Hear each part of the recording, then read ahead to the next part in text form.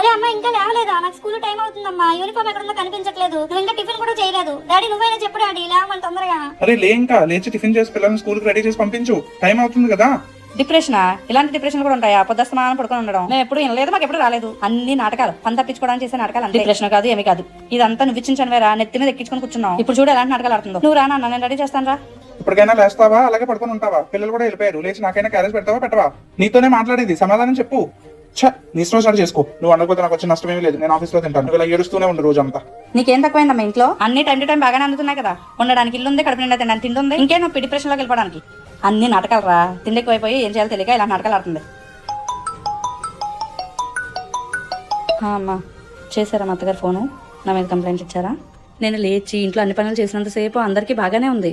ఒక్కరోజు నేను లేకపోయేసరికి అందరికీ ప్రాబ్లం అయిపోయింది. ఎవ్వరు నీకేమైంది అని మాత్రం అడగట్లేదు. ఒంట్లో బాగానే ఉంది కదా, ఎందుకు లేవలేదు? ఈ రోజు టిఫిన్ ఎందుకు చేయలేదు, క్యారేజ్ ఎందుకు పెట్టలేదు, బట్టలు ఎక్కడ ఉన్నాయి, షూ ఎక్కడ ఉన్నాయి, సాక్స్ ఎక్కడ ఉన్నాయి? ప్రతి ఒక్కరికి పని పని పని పని మాత్రమే కావాలి.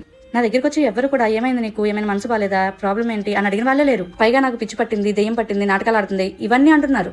వీళ్ళందరికీ నేనేమైపోయినా పర్వాలేదు, టైంకి పని అయిపోవాలి, వీళ్ళకి కావాల్సిన వీళ్ళకి అందించేయాలి, అంతే వీళ్ళకి కావాల్సింది. ఇంటి కోడలు కిచెన్ లో ఉండి పనులన్నీ చేస్తున్నంత సేపు కోడలు అందరికీ మంచిదే. ఒక్క రోజు మనసు బాలేదనో ఒంట్లో బాలేదనో పడుకుంటే మాత్రం ఎవరు సహించలేరు.